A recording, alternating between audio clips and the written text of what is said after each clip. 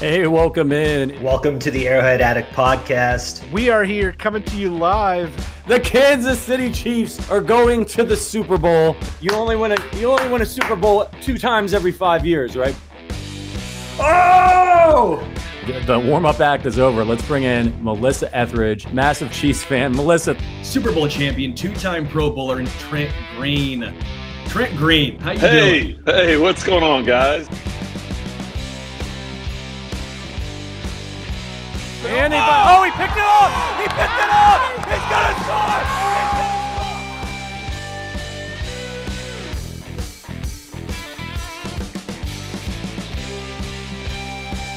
And we'll see you next week. But until then, as always, go Chiefs. Hey, welcome in. Welcome in. It's the Arrowhead Addict Podcast Thursday edition. Patrick Allen here with you, as always, going to get you ready for another week of Chiefs football. We got the Broncos again in just a few days here. Boy, what a rotten time for the Chiefs to have to play the Broncos twice in 3 weeks. I mean, it's good because the Broncos are just utterly garbage.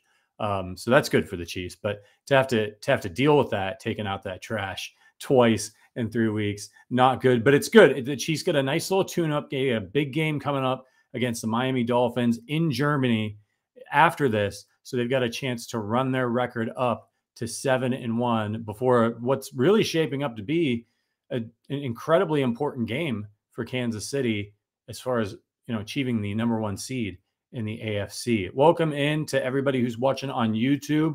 We got a great show for you today. If you can do me a favor and hit that like button, would love to get as many Chiefs fans in here as possible. Of course, if you're listening to this on the audio version a little bit later, we appreciate you as well. Head on over to Apple Podcasts, leave us a 5-star review, and we will read it on the show. But if you're watching on YouTube, another interactive show today. It's not going to be just me, though. We're going to bring on my guy, Jordan Foote from Arrowhead Report. And we're going to go over some burning questions that we've got for the Chiefs on the season so far and the rest of the way. And then I'll preview Chiefs Broncos for you. It's not going to be a long preview because we just played these guys 2 weeks ago. So we kind of know what to expect. And hopefully the Chiefs can play a little bit better than they did the last time. Shout out to all of our members in the chat. Got some news to get to really quickly before we get to Jordan. If you haven't been following closely on Twitter or wherever you get your Chiefs news, Arrowhead Addict, of course, Justin Ross, everybody's favorite receiver who only has a couple of catches this year, that everybody's really excited about, was arrested earlier this week.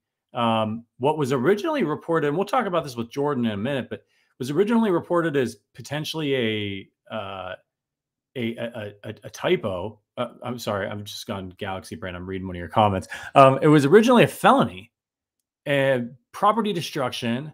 And then it kind of came out, it's not a felony. It's a couple of misdemeanor counts, but unfortunately one of them is domestic battery. Sounds a little bit similar to the Willie Gay situation, but maybe some small differences in there. He was at practice this week, so the Chiefs are collecting more information. He pled not guilty, of course, so we don't know a ton of the details yet, but we'll get into it with Jordan in just a second. But obviously that's a factor, especially for a guy who's sort of on the edge of the roster there. You don't want to be seeing Chiefs players getting in trouble like this. I don't know why it keeps happening. It's super frustrating, and I don't know why these guys can't keep their noses clean. They've got such an incredible opportunity, and I hope if there was any domestic battery, that the victim in this case, again, this is all alleged, I hope they're okay. We'll get into it. And then another quick update, Mike Pennell is back. The Chiefs signed Mike Pennell to the practice squad. If you remember, Mike was on the team a couple years ago, 6'4", 330-pound run stopper. He played in 22 games for the Chiefs. He played with the Falcons and the Bears last couple of seasons. He's, I believe they signed him to the practice squad. I'm kind of good with this move. The Chiefs, if they've got a weakness on defense right now, it's their run defense, and it's a little bit of a weakness at defensive tackle. So bring in a guy back who knows the system, who you might be able to rotate in for certain games. I like the move. This isn't some sort of game-changing move for the Chiefs. Again, he's on the practice squad. They'll get him up to speed, and maybe he can come in some rotational snaps and help them against teams that are going to be looking to run against them, which I think the Broncos will. here in just a minute. We're going to get to Jordan, but first, just want to let you know, if you want to become a part of the Arrowhead Addict community, check out the link in the description. We got Thursday night football tonight. We'll be in the private Discord with our Arrowhead Addict members, chopping it up, watching the game. We talk movies, we talk beer, we're talking Halloween, all that stuff in the private Discord. It's a great way to support the show and get to know some other Chiefs fans. If maybe you're not in Kansas City, if you're listening to this, I know we got people in Germany and all over the world that listen to this podcast. If you want to tap into more of a community of Chiefs fans, the Arrowhead Addict podcast is a great way to do that. And of course, again, you're supporting the show. There's different levels. There's a newsletter. There's a fantasy football league. We have happy hours, all that kinds of fun stuff. Michelle, my girl, Michelle with the super chat. I miss you. I can't believe you're watching. It's been forever. I hope you're well and appreciate that so much. Super, super excited to see you. Let me know where you at. Are you still in New York? Going totally personal here, by the way. Are you still in New York? Are you in KC? Where are you? Come visit me in Chicago. All right, let's get to our guest and get some burning Chiefs questions. Please welcome in Jordan Foote of Arrowhead Report. Jordan, how you doing, man? What's going on? We finally got you on the damn show.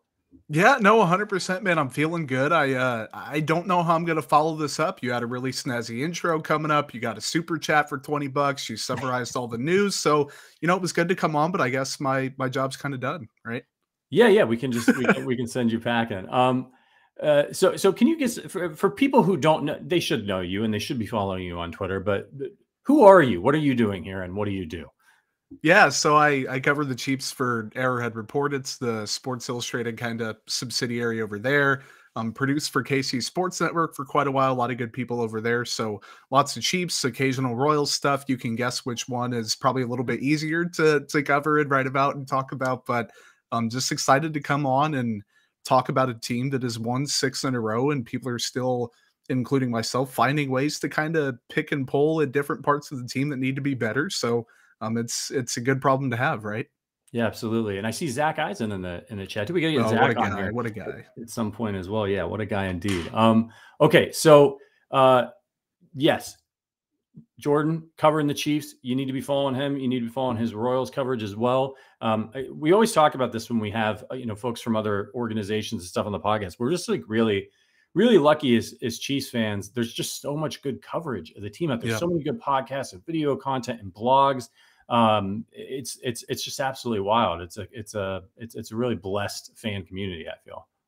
Yeah, no, it's one big, crazy, beautiful world of Chiefs stuff. And like you always have different people that put their different spins on it. Like you've got the hardcore film analysts, you've got the analytics people, you've got the guys and gals that try to kind of walk the line between both of them. You've got video, you've got audio, you've got written. It is awesome. And again, like the team's succeeding, it's got the best player in the NFL. So it is a fantastic time to be a Chiefs fan, be a Chiefs media member, follow the team, write about the team, watch the team. Everything is pretty darn good.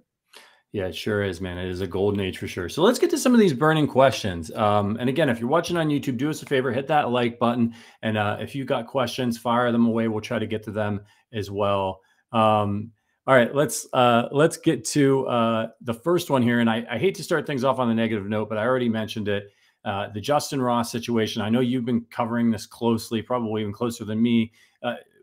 What was initially reported as a felony, it ended up being a 2-count charge, domestic battery, criminal damage of less than $1,000. What's the latest on the situation? What's going on? Yeah, so it did start off at 2:54, 2:57, whatever time, almost 3 o'clock on Monday. Justin Ross was arrested, and there was a call in, and TMZ leaked the dispatch audio. Apparently, according to the person that called in, was dragging her through the house, which is not good. He gets booked. The Johnson County bookings report comes out later. It is a felony criminal damage with domestic violence listed in the comments.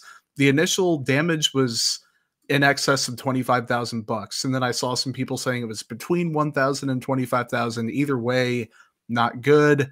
Comes out the next day. He had an arraignment that afternoon. At 1:30, got pushed back to 2:30. It got knocked down to a couple of misdemeanors. One of them was the domestic battery with no priors, which obviously not good. Obviously something that the Chiefs should be probably primarily focused on. There's also the criminal damage that was less than $1,000. And in the Kansas City Star's report, I believe it was listed as like an iPhone, a laptop, a piece of jewelry, like a bracelet, and then one other thing like a car key. So a couple things adding up to that damage, clearly not $25,000 if that's what kind of got lumped in there. But the main thing, of course, is the domestic battery.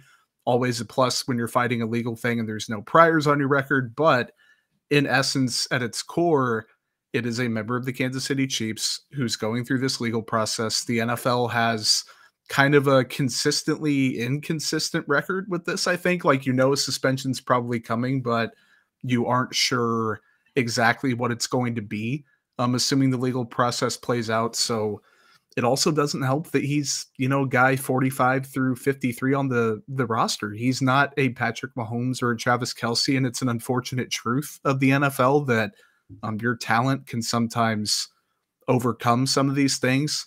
It's a sad truth, but all in all, a sad situation. You hope that on a human level, of course, all this is alleged, that everyone's okay. But it really does suck. And the Chiefs, of course, still gathering information, want to support their player, all that stuff is fine and dandy, but it is a unnecessary distraction and something that you hope everyone's just going to find a way to come out on the other side better, or at least doing okay.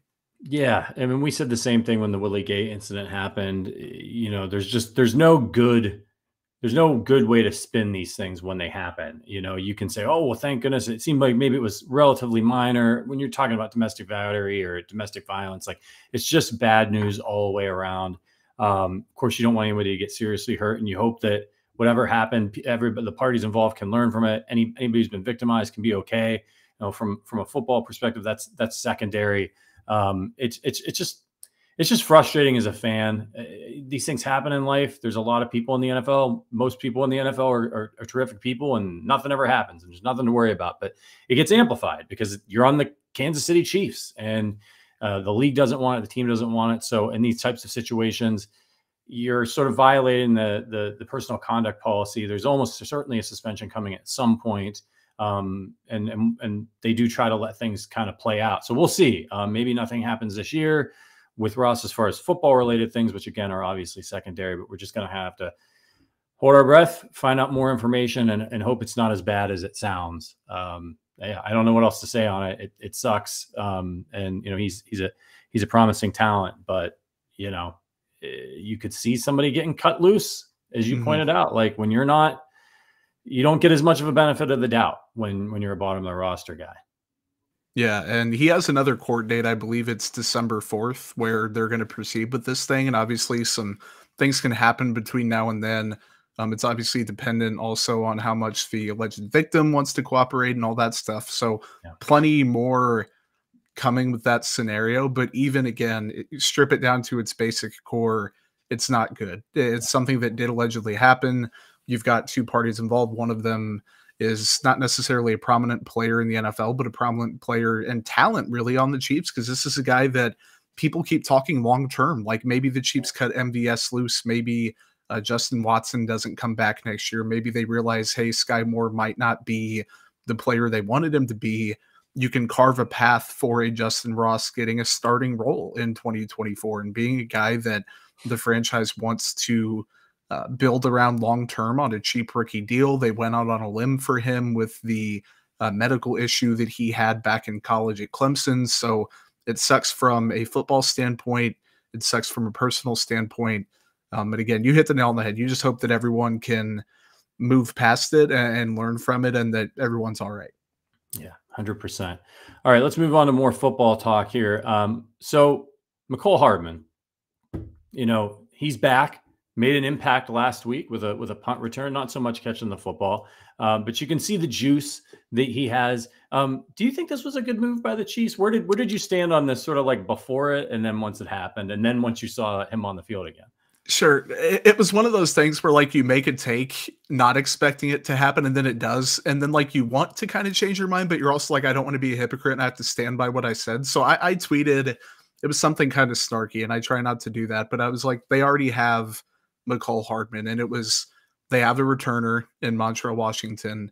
They have a gadget guy in Kadarius Toney, and they have the player that Mahomes hasn't always clicked with in Sky Moore, then they kind of got that all in one when they got Hardman. I guess it makes sense because Washington, kind of a wash. He wasn't offering you as much as a receiver as Hardman was. You also have the Justin Watson injury factored in. So it definitely looks better and makes more sense now that I've seen it on the field a little bit. And also he didn't play a ton of snaps.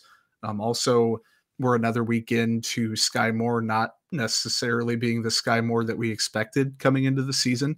I don't think anyone really, even the people that thought he wasn't going to be a good player, expected this from like the statistical lack of production. So I still don't think it was a fantastic move. And then there's the whole thing about maybe missing out on like a 5th round comp pick or whatever it is. So you can poke holes in it and poke logical holes in it, but it also is far from a bad move. Like, he's going to help the team. He has playoff experience. He has the familiarity in the system. And you saw on Sunday, he had his 2 big plays in the 4th quarter. On that last drive where they scored, he helped convert on a 3rd down and had that punt return. So it makes more sense now that I've seen it. Still don't think it was a slam dunk of a move, but it's also, again, we're kind of picking at a 6-1 team that brought back a player who has produced for them in the past.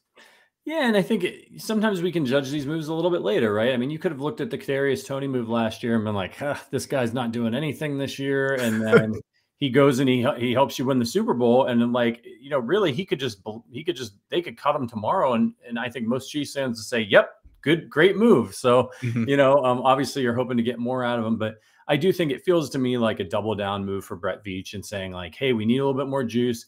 Maybe Sky Moore's not working out how we hope. Maybe Tony's not working out how we hope. Maybe there's another move to come, but we can get this guy back. We're comfortable with the price, and he might be able to give us something. We know him. He knows us. And I think one big difference for McColl this time around than before, so many, the last couple of years, we were all hoping for McColl to move into this role of like a regular receiver. And so it was high draft capital. Now it's like, okay, you know what he is. You know what I think like the expectations are different for him right now than they are against like somebody like Sky Moore, who you're still hoping can live up to their draft hype. McColl's not going to do that, but if he can make a couple plays for you, I'll take it. You know, and he looked great in the, you know, now you can put him back there to return all those punts and stuff, and not be like devastated if something were to happen to him, because you're not counting on him to be wide receiver 2 or 3. Yeah, well, and that's a really good point. It's like the perception versus reality thing. When the Chiefs drafted Clyde Edwards-Helaire, that first couple years, everyone wanted him so desperately to be the go-to star running back. You realize that he's not that. You take him as what he is, and you aren't that disappointed. You're like, okay, he's probably a replacement level running back 2 or whatever it's going to be. Maybe there's a little bit of element where the team overdrafted, and you can't be mad at the player because the team might have made a minor mistake. The McCole Hardman thing, the Tyreek Hill situation, for lack of a better term, was playing out during that NFL draft thing. You get Hardman in the 2nd round. Everyone, it wasn't even Andy Reid or the team that made this direct comp, saw the speed and said, oh, that guy right there, yeah, that's Tyreek Hill. That is an eventual replacement. He was never going to be that. He was a very raw receiver coming out of Georgia. He needed those gadget touches. You draft a guy outside the top 50, I think it was. He might have been like the 53rd pick or whatever the pick was. You're definitely not going to get tremendous value, and you can do the revisionist history of the DK Metcalf and everything. There's reasons that guys like that sometimes slide that we'll never know, that front offices all made the same choice. So again, the perception, like you said, comes in. No one's expecting him to be wideout 1. Probably no one expecting him to be wideout 2. If he can settle in somewhere after that, then it's probably worth it.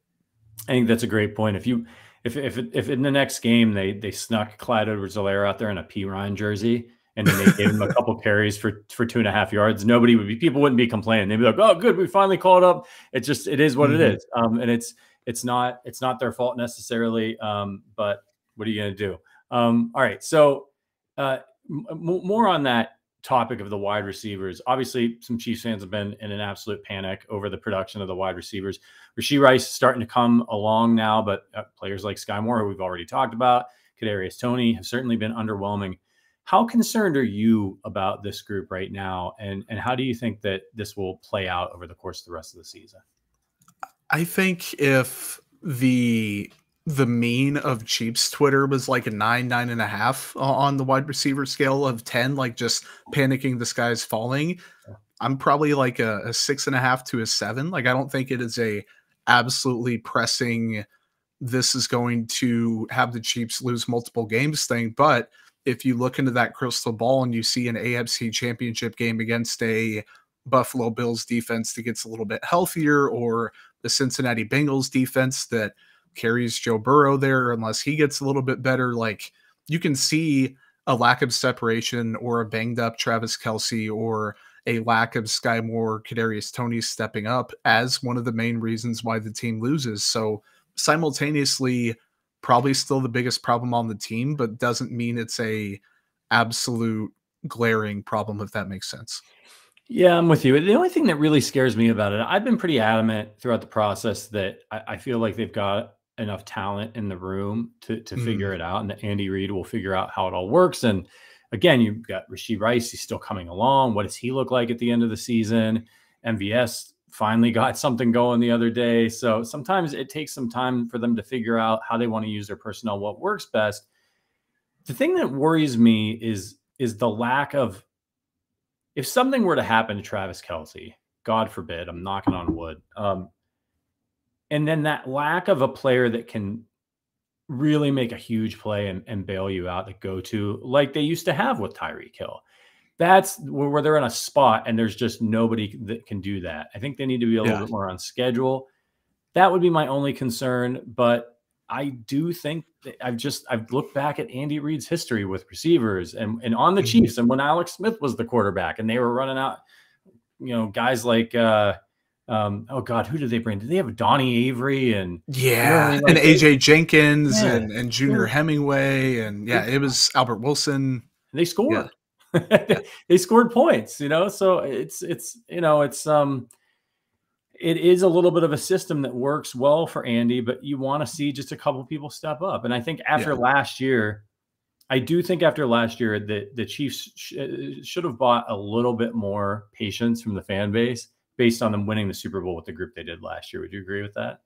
Yeah, well, when Mahomes is out there, and that's kind of the double-edged sword of, he wasn't playing great to begin the season, but he also beat the Bengals with Marcus Kemp on the field. Like, it's one of those conundrums where, also because they did it last year, everyone pointed to, well, they did that, they can definitely do this every year. It's like, it's more of a case-by-case thing where I'd say they almost got away with it last year, and the lack of investment in Juju obviously being hurt. But I legitimately think, and this is not a thought that's exclusive to me, they thought Kadarius Toney was going to take a big step, and obviously Sky Moore is a part of that. But then Toney got hurt in the preseason, or I guess the first day of training camp, then got hurt to begin the regular season after a couple games, and then in the most recent 3 games, 25 snaps and 30 snaps, he hovered around 40%. You're like, okay, this is where he's going to settle in. This is where he can make some legitimate damage in the passing game.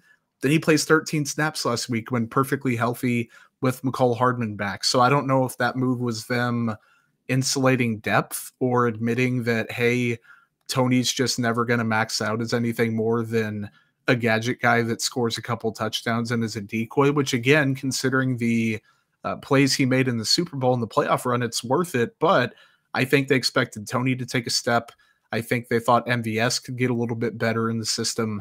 Sky Moore, definitely, and that's a big reason why they haven't taken a leap forward as an offense. But they didn't push the Toney wideout one stuff for nothing. They legitimately thought that he could make an impact, and he's made one, but it hasn't been, he has 105 yards through 7 games, and he's played in every single one of those. Yeah, not good. So, okay, if there's a way to fix this, and if you're listening out there on YouTube, hit that like button and let us know your answer to this question, because I think it's an interesting one, and I know everyone's got opinions on it. NFL trade deadline's less than a week away. It's on Halloween. Do you expect the Chiefs to be active at the deadline, and what positions do you think they should target, or any players specifically do you think they should target? I'm going to be honest with you. I think the Chiefs might be done. I think McCall Hardman, I expected one move, and it could be the Laurent Duvernay-Tardif move, or I think Martinez Rankin was like a trade years ago. Like, they've made these moves where they trade lower profile guys and they end up getting a draft pick back or another player that turns into a contributor down the road, whatever it's going to be. they got McCole Hardman and they lost a draft pick swap for it. They might lose a comp pick. They might be finished. Now, if not, I think wide receiver might be the way to go, which is kind of why I'm leaning they don't make a move, just because there's so many cooks in the kitchen. And you bring up Mike Evans, Chris Godwin. A, they cost a lot of money. B, their team, for better or worse, is competing for a playoff spot. You bring up Cortland Sutton, Jerry Jeudy. I don't know if the Broncos would deal with the Chiefs. You bring up Devontae Adams. You have the money problem. You have the AFC West. So there's really only, I think, 2 guys that make any legitimate sense for me. One of them being DeAndre Hopkins, and he's probably going to come in a little bit cheaper via trade than people think. That's if Tennessee shops him. And then Marquise Brown, but you are relying on A, you have to extend him basically, unless you just want to make a complete rental, and B, you're giving up draft comp for a guy. You're hoping Arizona eats some of that salary. So it's possible to fit Hopkins in under the cap. His cap hit is a lot lower than I thought it was going to be. It's just under $1 million, according to this thread that Seth Kaiser asked, because I almost asked the same question. I was like, I'm not smart with the cap. Don't know what it is. Someone help me. So they can get Hopkins. I think that would be a legitimate floor and ceiling raising move for the whiteout group, but I would lean that they're probably done. We do know they showed some interest in Hopkins in the offseason. It didn't work out. So that, I think that's probably, if they do something, I think that's probably the most likely move, with the Titans kind of realizing it's time to reload. Like, it's not going to work.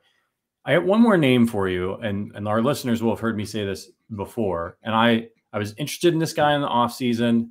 I interviewed him at the Super Bowl. He told me, I think I've still got something left to contribute to a team. And that guy's Adam Thielen. Obviously long in the tooth, but he's on a team that I don't think they've won a game yet. They've got a young quarterback. They've been rumored to be looking for to try to trade for a top-tier wide receiver. Obviously, the argument against them trading Thielen would be, we got a young quarterback. He's targeting this guy like crazy. Should we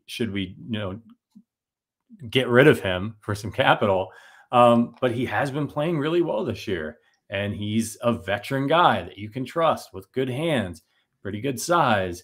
I mean, is that somebody you could see them going after?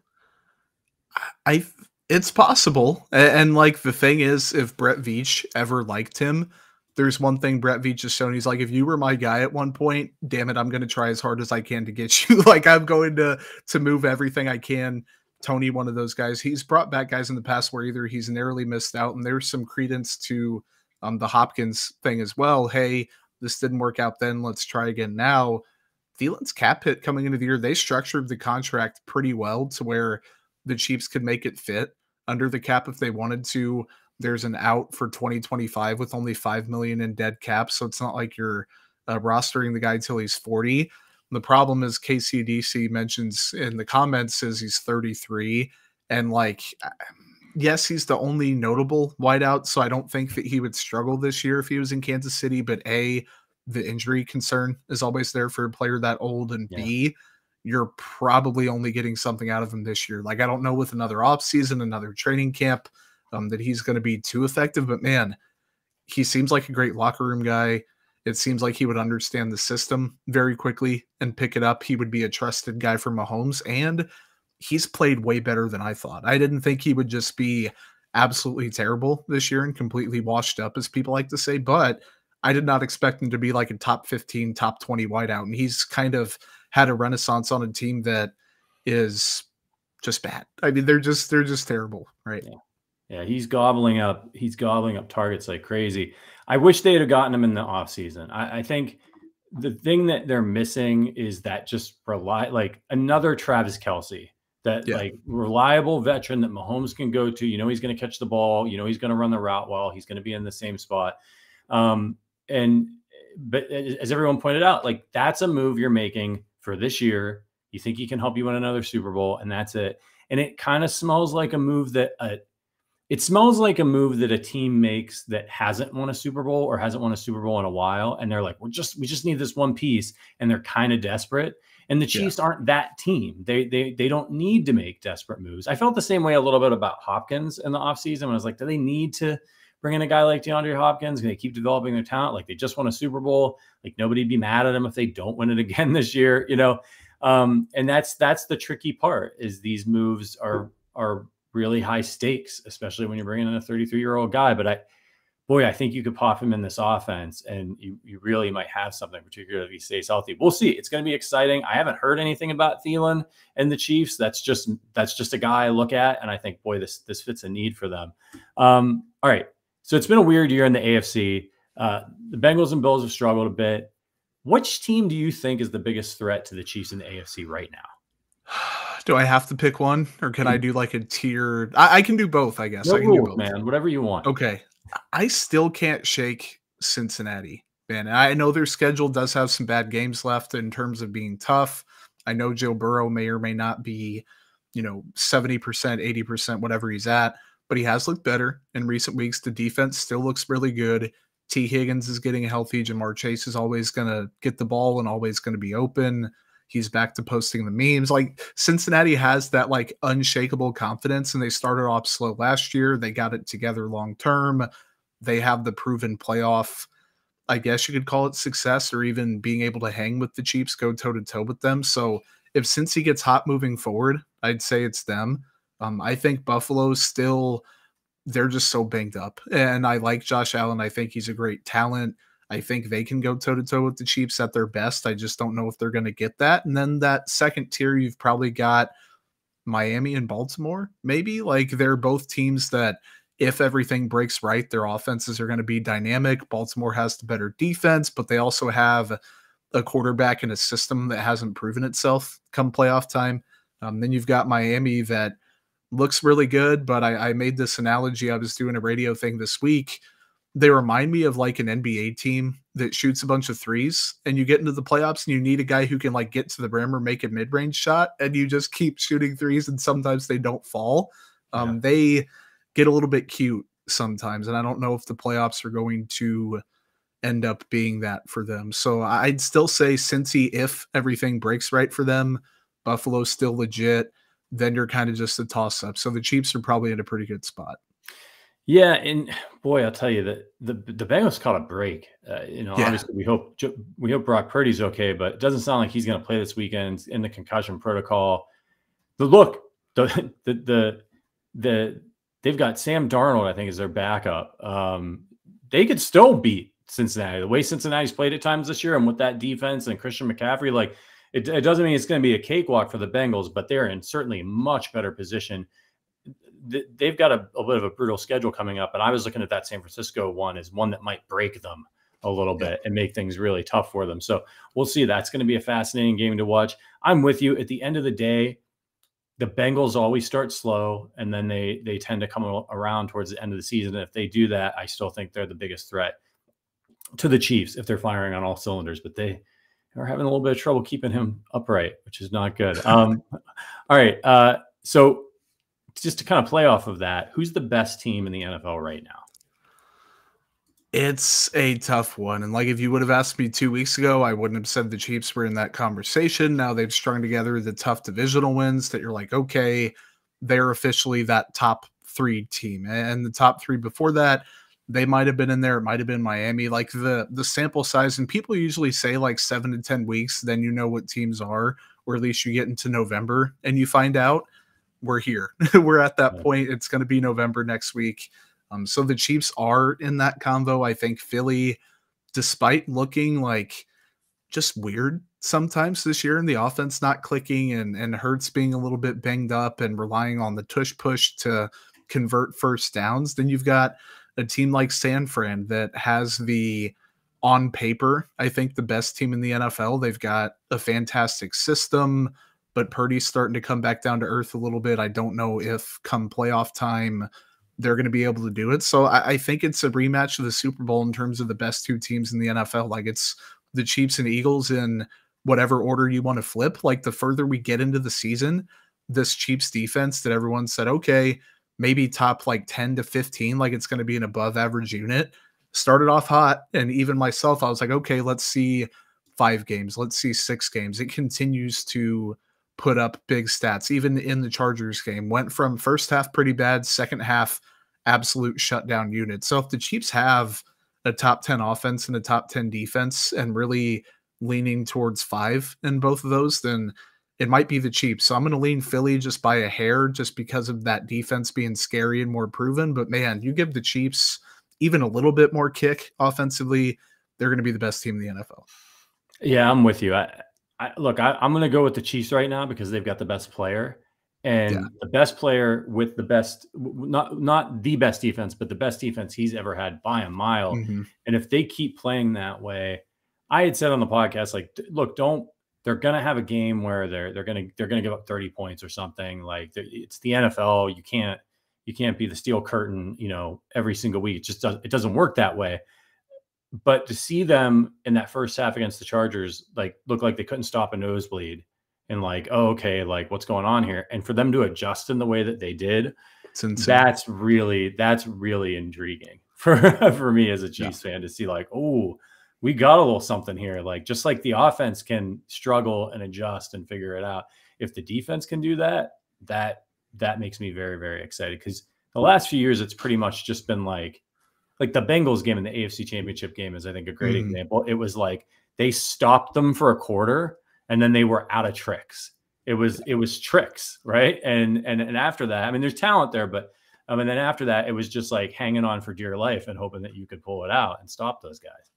Yeah, it like went from the Chiefs defense will get better down the stretch of the season to this year the Chiefs offense will, and defensively it went from what can Steve Spagnuolo draw up to make the Chiefs defense look okay or good to what can he draw up to make it go from good or really good to downright scary for an opposing team. Like, that seems pretty legit. Like, if the Chiefs do have, even if it does slip and it's 11th in DVOA at the end of the year, or 11th in points per drive, or 8th, or whatever it's going to be, still the best defense Mahomes has had. And even if you take the offensive threat of a Tyreek Hill away, this offense is probably going to be the 4th or 5th best by the end of the year. Like, it's going to get better, I think. It's tough. It went from before the year, okay, the Chiefs might not win the Super Bowl this year, to I think it's a realistic expectation for them to get there again and host another AFC Championship game. And they have the one loss to an NFC team. Like, everything, despite a weird season so far from them and a lot of close games they've had to grind out and some tough ones, and making Zach Wilson look a little bit better than he was and stuff like that. Hell, they could lose to the Broncos on Sunday and still be in a really promising spot long-term, which through 8 weeks is about all you can ask for, I think. If they lose to the Broncos, I might walk into traffic. That'd be pretty rough. Yeah, it would be a rough look for the next few days for sure. Yeah, especially with Miami looming. All right. So we're about at the halfway point of the season. So far, who are your offensive and defensive MVPs for the Chiefs?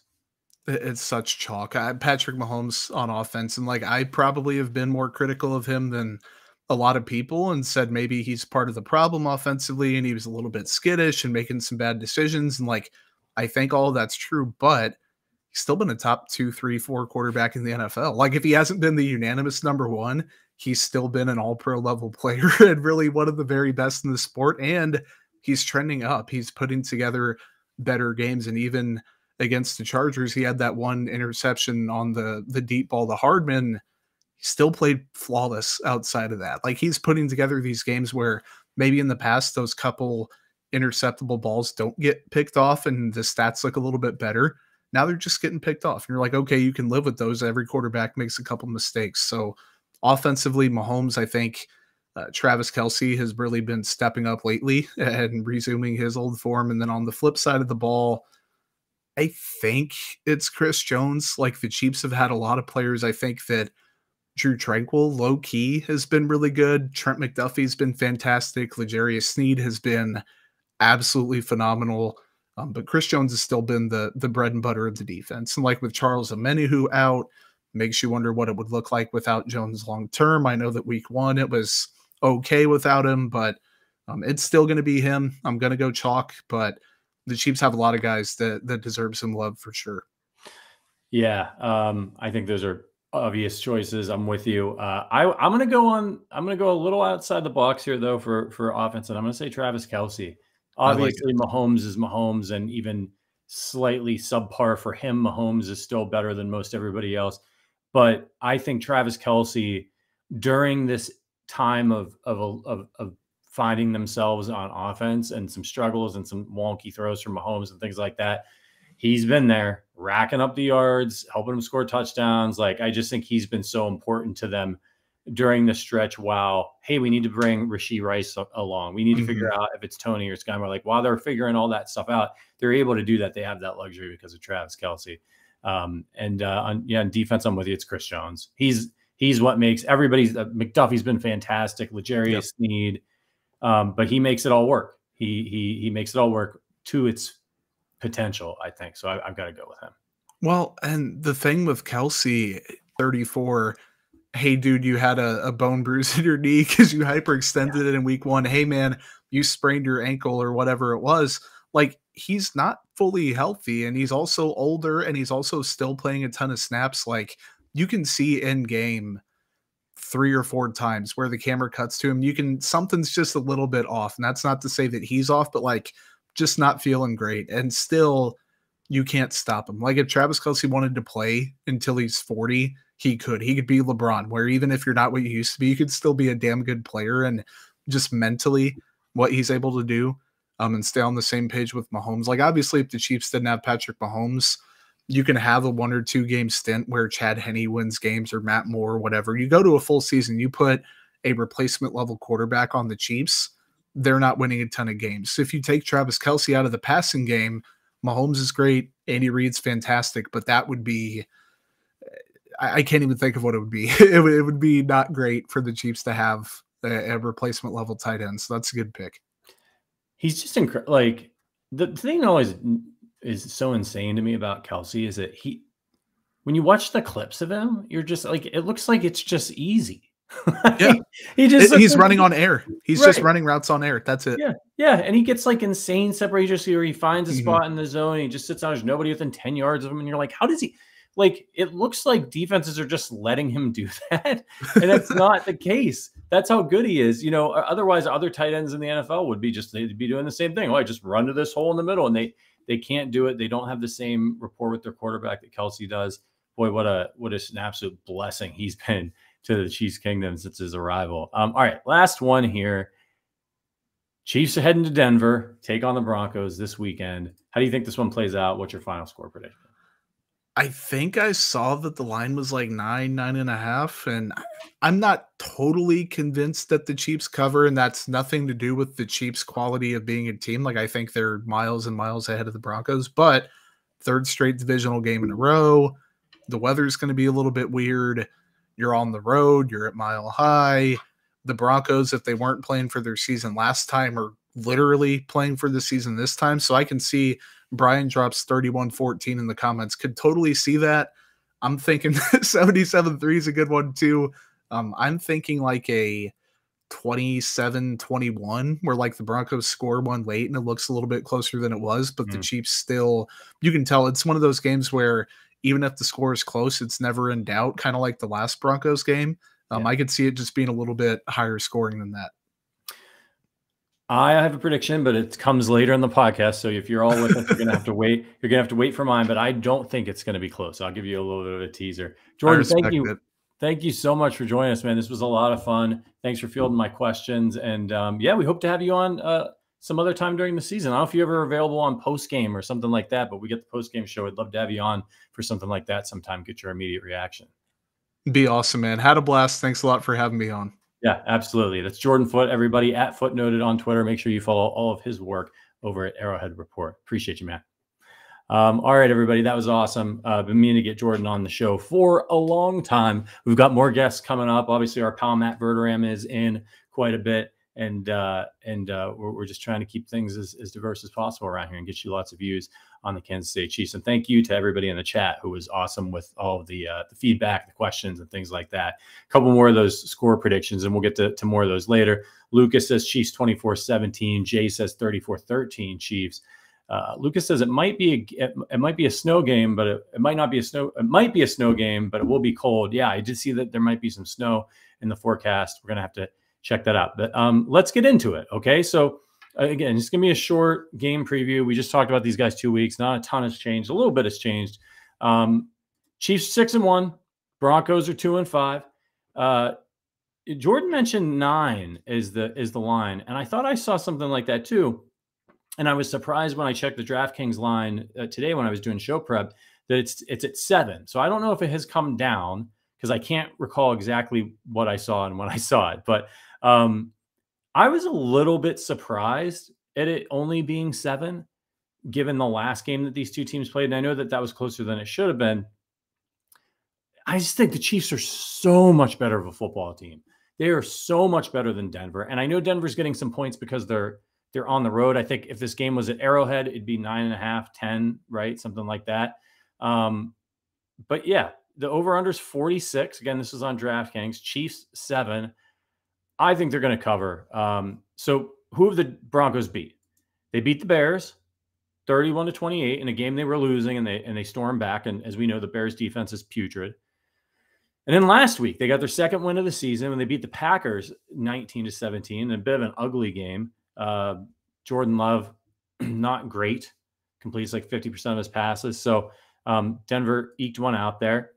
And their losses, they lost the Raiders, Commanders, the Dolphins. Remember that game? Give up like 70 points. They lost to the Jets and they lost to the Chiefs. So as far as the injury report goes, Kareem Jackson, not in the injury report, but he was suspended originally for 4 games, safety for them. Good player, was suspended for 4 games because of he keeps getting flagged for illegal hits. He appealed that. It brought it down to 2, but it doesn't matter. The Chiefs aren't going to see him again this year. His first game from the suspension will be on Sunday. Did not practice. This was as of yesterday. I hadn't got the Thursday Broncos injury report yet before the show. Running back Dwayne Washington, he's not going to see the field anyway. Did not practice. He's got a knee issue. Limited were free safety Justin Simmons. He had a hip. So he'll probably be out there. Chiefs, Nick Bolton, unfortunately, as we saw last week during the game, injured his wrist. He's going to miss a couple months, probably. That sucks. He's the brain of the defense. Thank God the Chiefs have Drew Tranquill. The Chiefs played okay with on defense without Nick Bolton, but it's a blow not having him. It's going to make things a little bit harder for the Chiefs on defense. But the important news is that he's not going to be out for the season. He'll be back in time for the playoffs. And frankly, that's fine with me. Get him healthy. He's important. We need him for the stretch run, and the defense is deep enough. And that's a credit to Brett Veach, bringing in Drew Tranquill, making sure that they had a deep linebacker group so that they could absorb an injury like this. No team is going to get through the NFL season unscathed. You hope it's not a guy like Nick Bolton, but the good news is it's not a catastrophic injury. Did not practice today. And again, the Chiefs got their Thursday report out before we got on the show. Jerick McKinnon with a groin injury. Now, it's interesting. He was a full participant yesterday. He was on the injury report. It didn't say veteran rest on the injury report. And I haven't had a chance to check Twitter to see if they talked to Andy. If Andy said it was a rest day, they may just be being cautious with him because he is an older guy and he's had that injury. He got that first practice in. So keep an eye on Jerick McKinnon. If he is, it's all about tomorrow, right? You want to see at least him being limited in that practice tomorrow on Friday. So maybe they just give him a rest day. And another sort of interesting out of left field one here we didn't see coming was Harrison Butker did not practice today. That's the bad news. The good news is it was because of an illness. So he'll probably be fine by Sunday. He's got plenty of time to heal. It might just be a cold, stomach bug, something like that. Not worried about Butker. Hasn't missed a kick all season. And then Mike Edwards and Christian Watson who were on the injury report were full participants. So the Chiefs getting Christian Watson back, who has been their leading receiver. And that's kind of exciting. I think the emergence of Rashee Rice, along with Kelsey rocking and rolling, makes me even more excited to get Watson back because he's been solid for them. He's been catching the deep balls for Kansas City, and they need him. They need that explosive play that they haven't really been getting from Marquez Valdes-Scantling. And these guys, again, they basically play the same position. I did say Christian Watson. I've got fantasy brain right now. I'm thinking about the fantasy football team. That's Justin Watson. these guys have too many similar names, too many Watsons. I mean, come on, how am I supposed to keep track of them all? The Chiefs need him back, and I think it's again, he's not going to be a guy who's going to go out there over and over again and have massive days, but he's that player that once or twice a game can help get a big splash play for you, and he's been pretty consistent with that this year, and that's what the Chiefs need. It opens things up underneath, and he's been consistent for them. So hopefully it looks like he's on track to play, and that's good news for the Chiefs. All right, so the tail of the tape here. Again, I'm perplexed by the 7 line because the Chiefs are giving up 15 points per game on defense. The Broncos are giving up 31. Now, look, some of that is skewed because of that just complete meltdown game that they had against the Miami Dolphins. But still, they are giving up 31 points per game versus the Chiefs 15 on defense. The Broncos' run defense is giving up 167 yards per game, 257 yards passing. So they're not a good defense. The Chiefs should be able to run on them. The Chiefs should be able to throw on them. Oh boy, we got a really angry person in the chat there. Turbo. Chiefs suck, and I don't care what anyone says. Angry emoji. I hate your team, and I hate your stupid quarterback. Miss Patrick Mahomes. Clown emoji. Look at him going for the old misogyny. I can insult this multiple-time MVP, multiple Super Bowl champion by calling him a woman. Go ahead, block me. Only girls do that. Some more misogyny. Go Raiders. What a loser. Oh, man.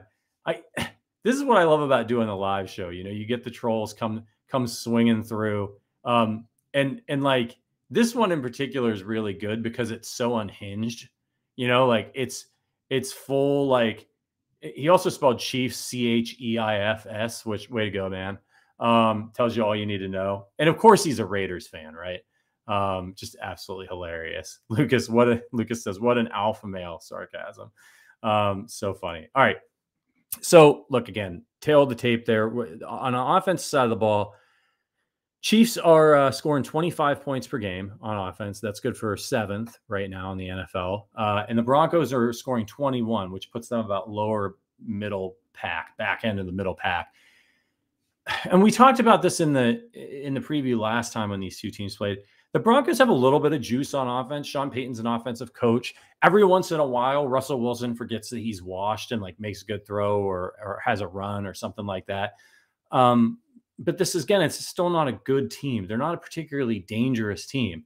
And when you take a sort of middling offense, and that's what they are, they've got some ability to make some splash plays, and they run the ball pretty well. But otherwise, there's the receivers aren't scaring you like what you see when you go up against a Cincinnati or Buffalo. The running backs are solid, and the quarterback is underwhelming. So, as far as keys to the game for the Chiefs in this one, number one, top of my list, and let me know what your keys to the game are in the chat over on YouTube. Convert in the red zone. For God's sake, convert in the red zone. I think that was the thing that almost bit the Chiefs the last time they played these guys at Arrowhead. Remember, the Chiefs won that game 19-8. It was an ugly game for the Chiefs, but they still managed to pull it off. This was a game that the Broncos didn't score until the 4th quarter. The Chiefs were pitching a shutout, but they were 1 for 5 in the red zone in that game. And the Chiefs also took 7 penalties for 84 yards. So I think like just right there, and there was like a bad, I think, interception for Mahomes. I think you just take those things right there. If the Chiefs score in the red zone, like 3 out of the 5 times that they get there, then this game like is a complete and utter blowout, right? Like the Chiefs win 31-8 if they just convert 3 of those red zone opportunities into touchdowns. So like it was a complete railroading, other than the fact that the Chiefs got down the red area and didn't put the ball in the end zone.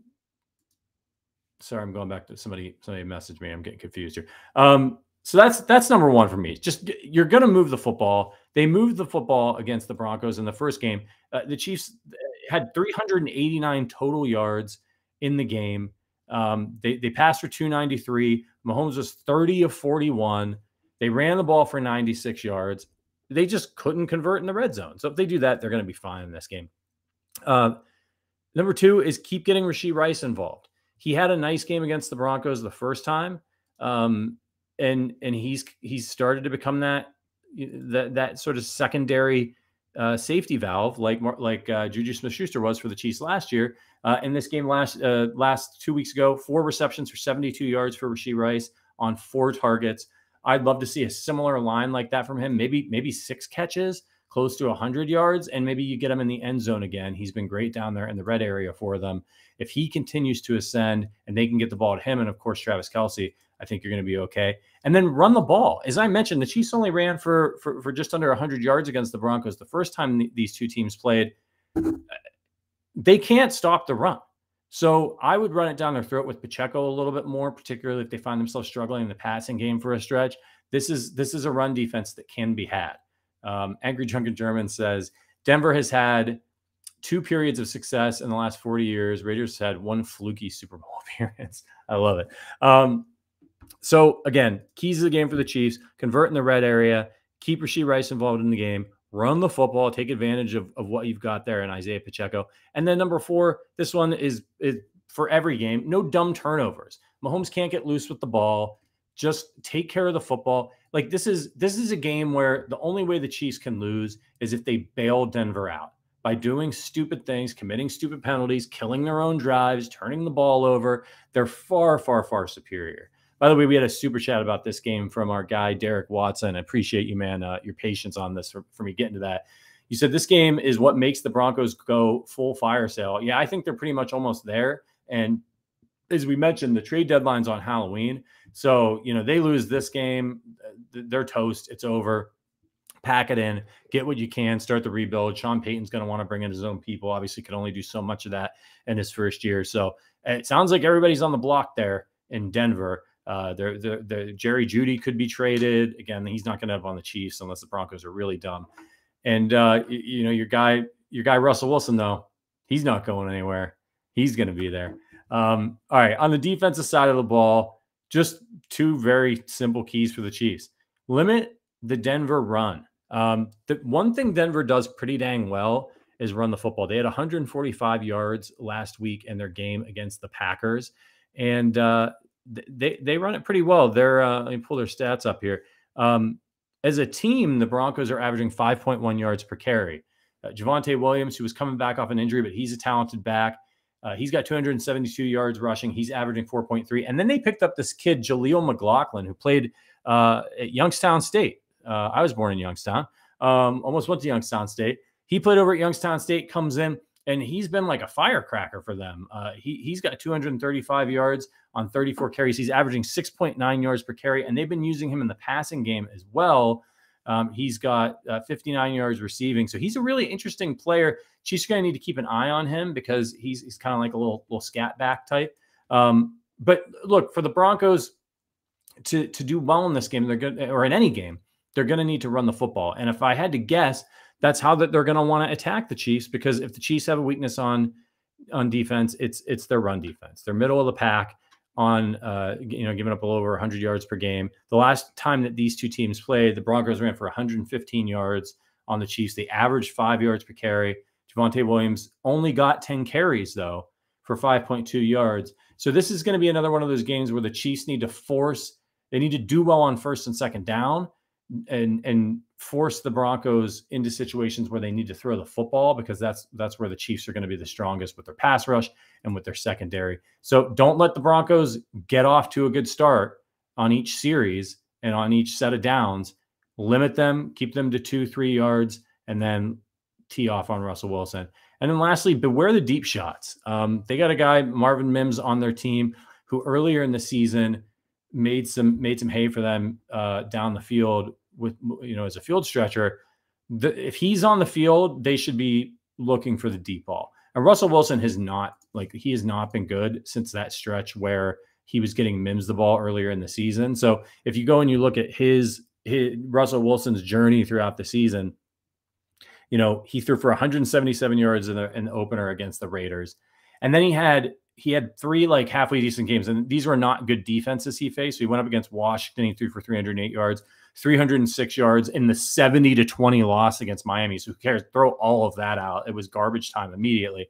And then he threw for 223 yards against the Bears, 3 touchdowns in that game, no interceptions. And that's it. Since then, he's played 3 good defenses in the Jets, the Chiefs, and the Packers.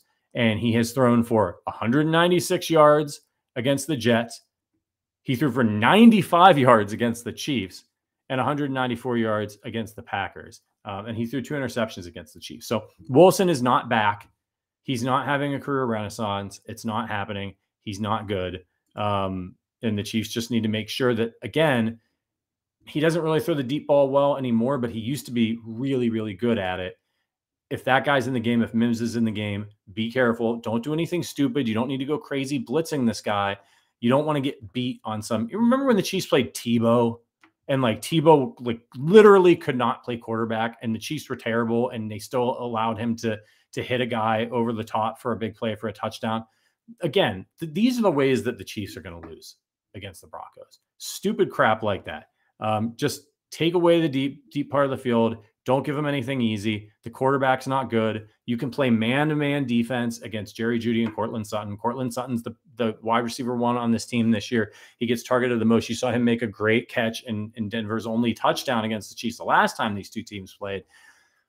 You can man up on these guys if you want to. Have some safety help over the top. And like, I don't know where else he goes with the ball. They don't have any other receivers.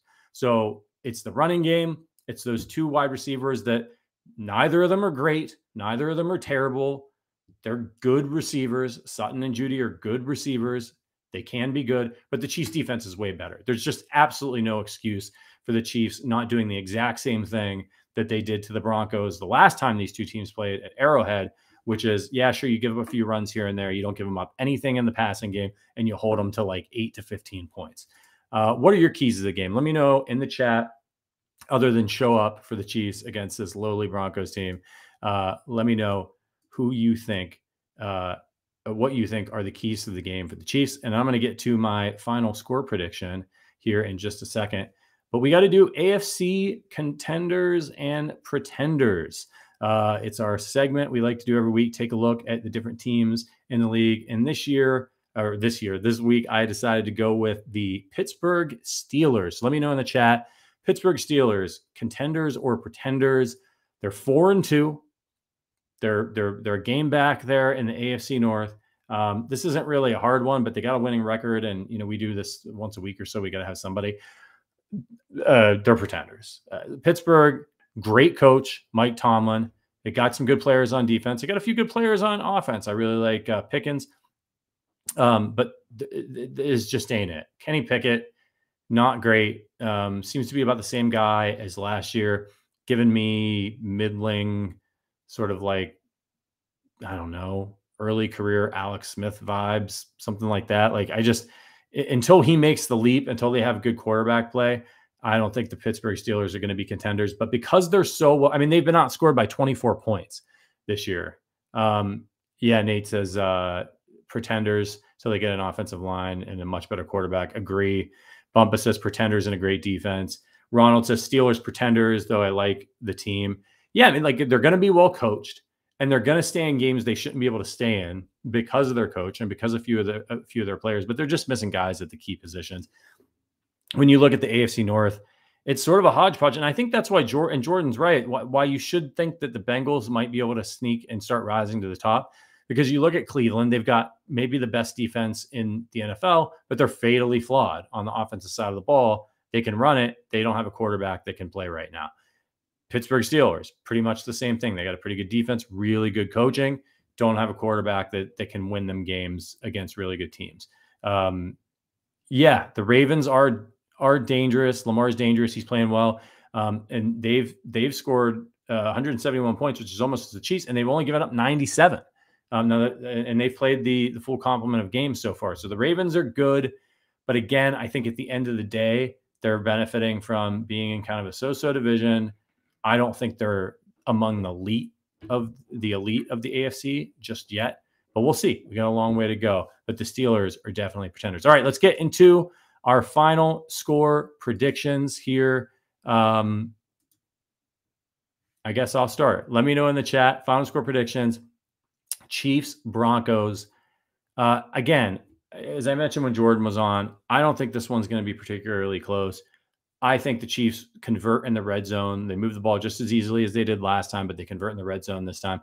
I got it Chiefs 28, Broncos 17. So I think they more than cover.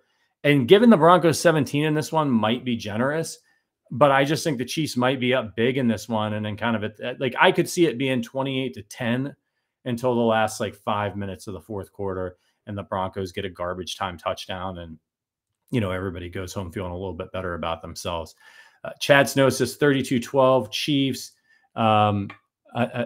Aditya says 31-17. Dawn 34-20 Chiefs. Ronald 27-13. I think that's a good score too. I like that one. Chiefer 65 toss power trap 27-10 Chiefs. Keith 34-13 Chiefs. Angry Drunken German, we need the shutout. We should have had it the last time. I agree with you, man. KCDC 31-3 Chiefs. If you remember, those of you who are fans of the show and who listened in the summer, I thought this might be the first game that the Chiefs lose. I predicted when the schedule came out, the Chiefs would lose in Denver. I figured Sean Payton's coming. They're going to be better on offense. I'm happy to be wrong about that one. I don't see it happening. So that means that the streak should continue. It's been since, I believe, September of 2015, since it was the last time that the Denver Broncos beat the Kansas City Chiefs. So there's going to be a whole generation of children who are going to be going to school and all that stuff and have never seen the Denver Broncos beat the Kansas City Chiefs. It's glorious, injected into my veins. I want them to win every single year. A couple more final score predictions. Angry Drunken German, 24-0 Chiefs. Bumpa, 24-14. Sean Price, 28-12. Donkeys get only field goals. I could definitely see that happening. Absolutely. KCDC, I don't know what that means. Never mind.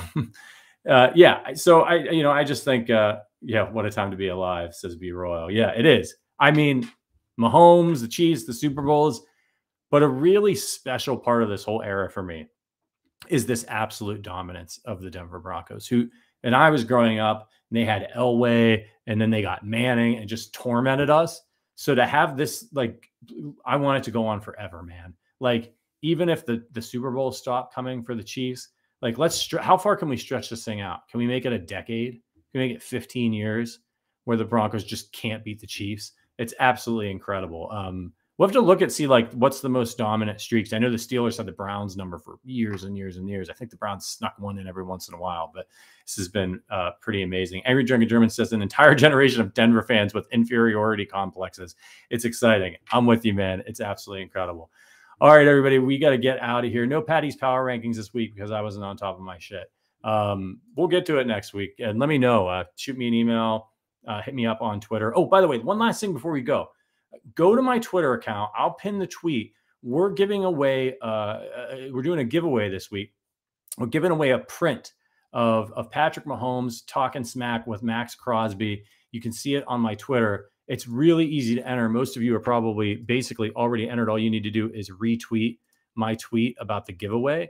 It's from our guy Corey, the artist in chief, on Twitter, and I'll drop the link here to our guy Richard, and maybe he can get it out to you guys. It's a really cool. So all you got to do to enter is I'll pin it to. I'm an @RPatrickAllen on Twitter. I'll pin it to my Twitter.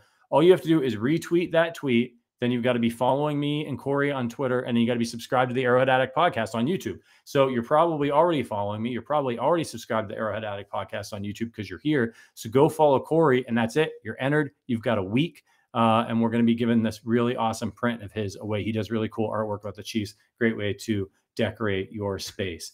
All right, appreciate you all very much. Let's get out of here. This has been a great show. Thank you to Jordan Foote for his support. Thank you to producer Richard for always having my back. And thank you to our members who I will see in the Discord tonight for Thursday Night Football. For the whole crew, appreciate everybody on YouTube. We will see you on Sunday. Friday, tomorrow, we'll have our guy Joe Summers with our betting show. And then we'll have our pregame show, halftime show, and Chiefs postgame show. this weekend on Sunday after the Chiefs stomp the Broncos. Okay, for the whole crew, my name is Patrick Allen. We'll see you over the weekend. And until then, as always, go Chiefs.